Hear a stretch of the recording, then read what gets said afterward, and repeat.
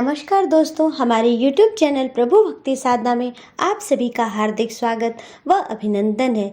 दोस्तों, सर्वप्रथम आप सभी को कामदा एकादशी की हार्दिक शुभकामनाएं।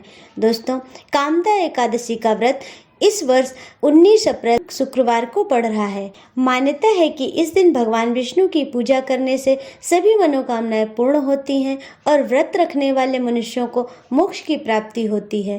कामदा एकादशी को फलदा एकादशी भी कहा जाता है, क्योंकि ऐसी मान्यता है कि इस व्रत को करने से मनुष्य को सब यज्ञों के समान फल मिलता है। कामदा एकादशी पर विधि विधान के साथ पूजा करने के साथ कामदा एकादशी की व्रत कथा सुनने पढ़ने से भी पुण्य की प्राप्ति होती है। तो आइए एकादशी की व्रत कथा प्रारंभ करते हैं।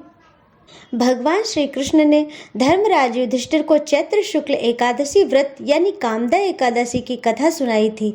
रघुकुल के राजा दिलीप ने भी कामदा एकादशी की इस कथा को अपने गुरु वशिष्ठ से सुना था। प्राचीन काल में पुंडरीक नाम का राजा था, जो भोग विलास में डूबा रहता था। उसके राज्य में ललित और ललिता नाम के स्त्री और पुरुष रहा करते थे। दोनों में अथाह प्रेम था। एक दिन राजा की सभा में ललित गीत गा रहा था, लेकिन तभी उसका ध्यान अपनी पत्नी पर चला गया और उसका स्वर बिगड़ गया। यह देखकर राजा पुंडरीक बहुत क्रोधित हुआ और उसने क्रोध में आकर ललित को राक्षस बनने का श्राप दे दिया। ललित मांस का भक्षण करने वाला राक्षस बन गया। अपने पति का हाल देखकर राजा की पत्नी बहुत दुखी हुई। अपने पति को ठीक करने के लिए ललिता ने कई लोगों से इस बारे में पूछा।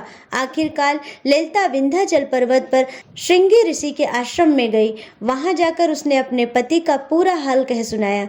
ऋषि ने ललिता को मनोकामना पूरी करने वाला व्रत कामदा एकादशी व्रत करने के लिए कहा। साथ ही ऋषि ने कहा, अगर वे कामदा एकादशी का व्रत रखती है तो उसके पुण्य से उसका पति ललित फिर से मनुष्य योनि में आ जाएगा। ललिता ने भगवान विष्णु का ध्यान करते हुए विधि विधान के साथ कामदा एकादशी का व्रत किया। ऋषि के बताए अनुसार उसने चैत्र शुक्ल एकादशी का व्रत किया और अगले दिन द्वादशी को पारण करके व्रत को पूर्ण किया। इस तरह व्रत पूरा होने पर भगवान विष्णु ने ललिता के पति को फिर से मनुष्य योनि में भेजकर राक्षस योनि से मुक्त कर दिया। इस प्रकार दोनों का जीवन कष्टों से मुक्त हो गया और श्री हरि का भजन कीर्तन करते हुए अंत में दोनों को मोक्ष की प्राप्ति हुई। बोलिए श्री हरि नारायण भगवान विष्णु की जय।